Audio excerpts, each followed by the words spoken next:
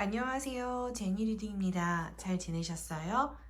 오늘은 트렌드 코리아 2023 더 높은 도약을 준비하는 검은 토끼의 해를 준비해 봤습니다. 과연 2023의 트렌드 코리아는 무엇인지 궁금해서 제가 직접 이 책을 구매하고 읽어보았어요. 같이 한번 볼까요? 서문에 이런 표현이 있었어요. 격변의 시대에 가장 위험한 것은 격변 자체가 아니다. 지난 사고방식을 버리지 못하는 것이다. 세계적인 경영 사상가 피터 드러커의 말이다. 이러한 시대의 가장 위험한 일은 과거 큰 성공을 거뒀지만 그 성공의 방정식이 앞으로도 계속될 것이라고 믿는 일이다. 학자들은 이러한 생각을 오만이라고 부르며 극도로 경계할 것을 요구하고 있다. 첫 번째는 나노 사회로의 전환입니다. 2022년 2월 24일 러시아의 우크라이나 침공을 시작으로 우리는 세계화 시대의 종언을 목도하고 있다. 우크라이나 전쟁은 단순히 러시아와 우크라이나 사이의 전쟁이 아니다.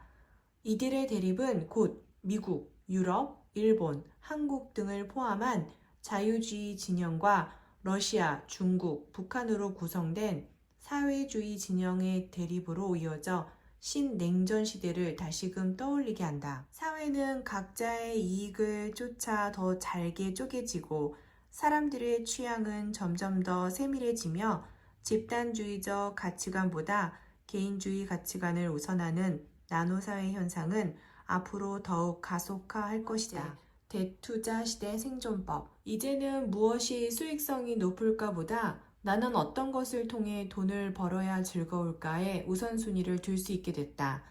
이에 많은 소비자들이 수익과 즐거움을 모두 충족하는 덕테크, 덕질과 재테크를 시도하고 있다. 반려동물을 좋아하는 사람들 사이에는 반려동물 전용 택시 운전사인 카카오 티펫 메이트가 새로운 인기 부업으로 부상하고 있다. 세 번째, 메타버스와 내러티브가 만드는 새로운 현실. 메타버스로 대표되는 온라인 세계, 이를 현실과 잇는 방식, 그리고 스토리와 서사로 무장된 세계관을 통해 구축된 내러티브는 모두 실제로 받아들일 수 있는 또 하나의 세계로 가능하다.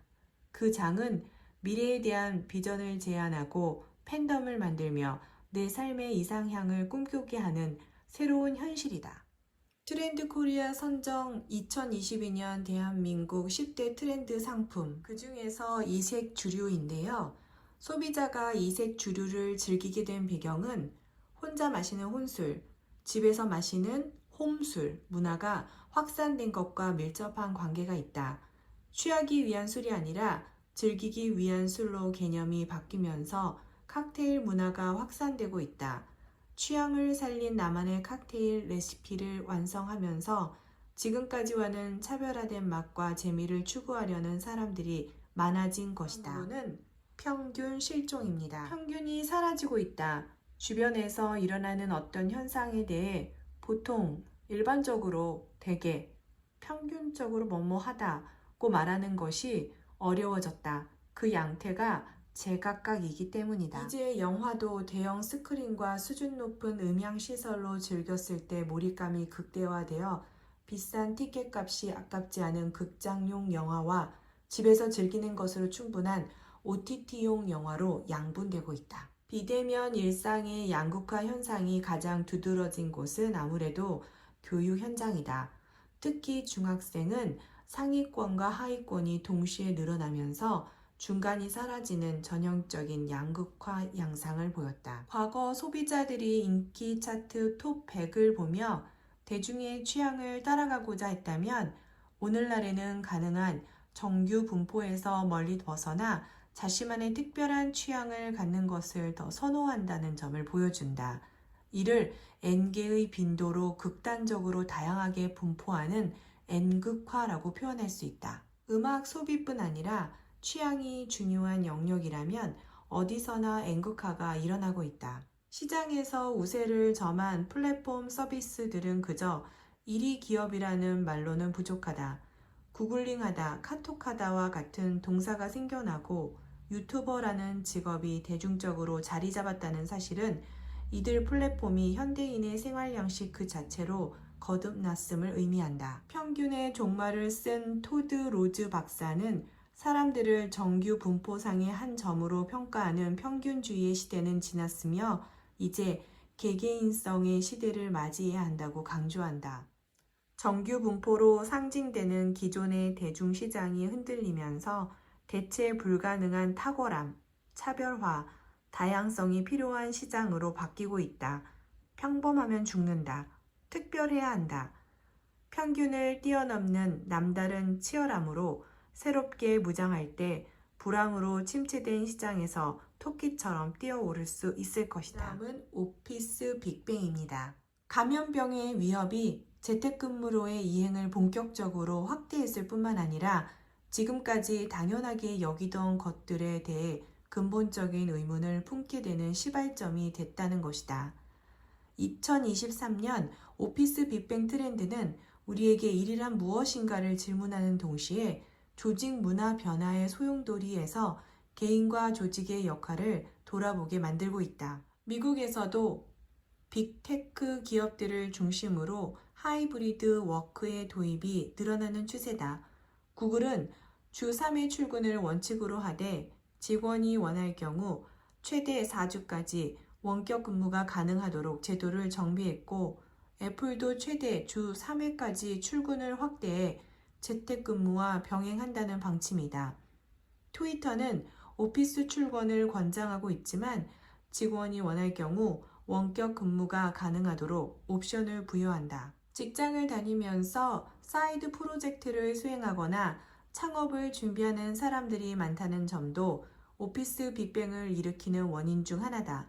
사이드 프로젝트란 직장 업무 외 자기 개발의 일환으로 소프트웨어 개발이나 도서 출간, 각종 스터디 등 다양한 프로젝트를 진행하는 것을 말한다. 다음은 체리 슈머입니다. 흔히 구매는 하지 않으면서 혜택만 챙겨가는 사람을 체리 피커라 부른다.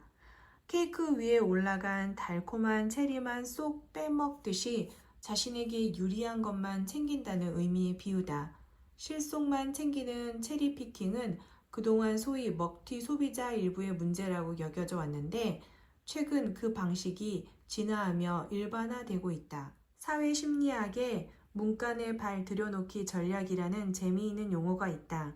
사회심리학자 조너선 프리드먼과 스코 프레이저가 실험을 통해 처음으로 고안해낸 것으로 어떤 큰 부탁을 하기 전에 문간에 발만 먼저 들여놓듯 작은 부탁을 먼저 해서 허락을 받고 나면 어느 정도 시간이 지난 후 큰 부탁을 했을 때 더 쉽게 허락받을 수 있다는 일종의 설득 기법이다.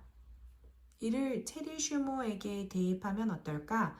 작은 샘플로 특정 제품을 경험하거나 아주 짧은 기간 동안 특정 서비스를 경험하게 하는 것도 한 방법이 될 수 있다. 무언가를 한번 경험한 체리 슈머는 그 브랜드의 문간에 발을 들여놓게 되는 셈이다.